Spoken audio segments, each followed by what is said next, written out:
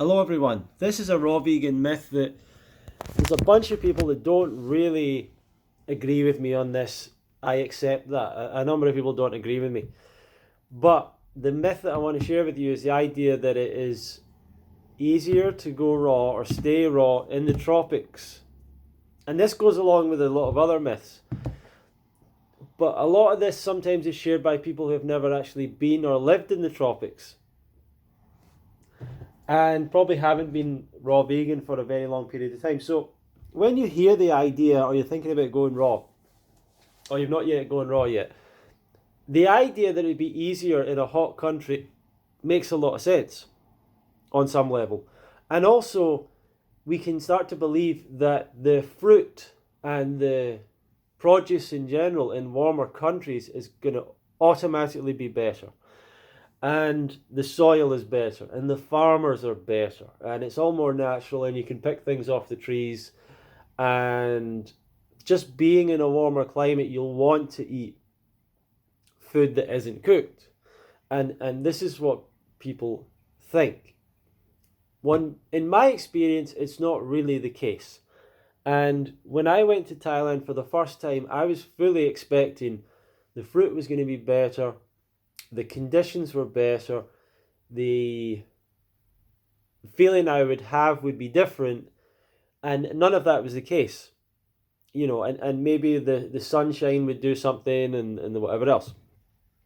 And I stayed raw in Thailand, but I was raw already back home. I remember having my first banana and realizing it was a banana. It didn't taste like some kind of special, much sweeter, much more different banana. And that's what people had said to me, or what I'd seen online. The pineapples were good, but it wasn't always the case that the pineapples were perfectly ripe and didn't cause that blood reaction, that thing with your tongue, which is really more to do, not to do necessarily with ripeness, but to do with the bromelain, the enzymes in pineapple. And there was tropical fruits like mangosteen. They were really good.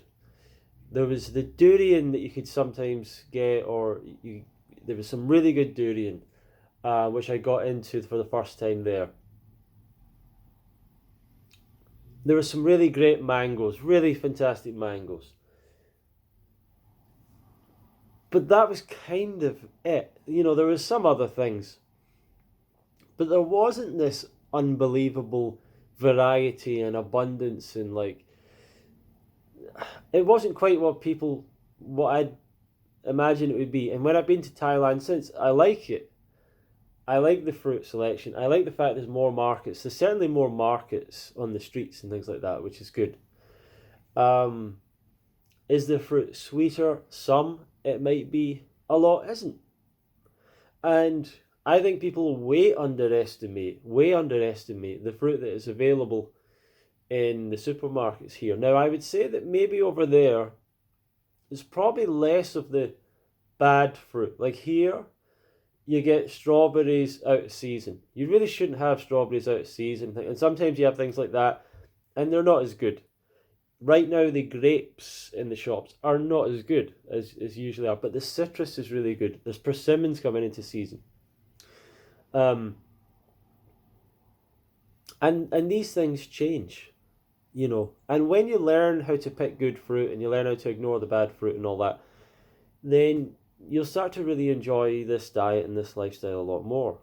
But you cannot really rely on the idea that just going to a hot country is going to make you do this lifestyle. It's not what's going to happen.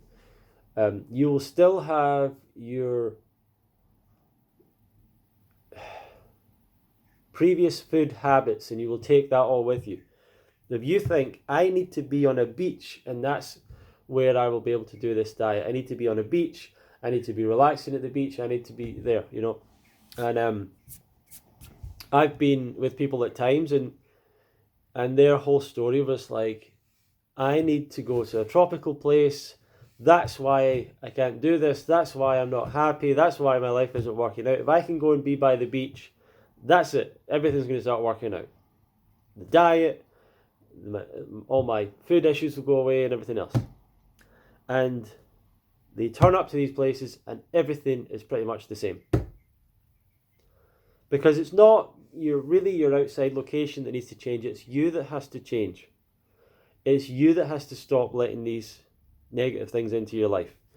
And I do believe that the environment can change things, but the biggest change to your environment would actually be if you can be in a place where you sort of control what food is around you all the time. And that really doesn't matter what country you'd be in.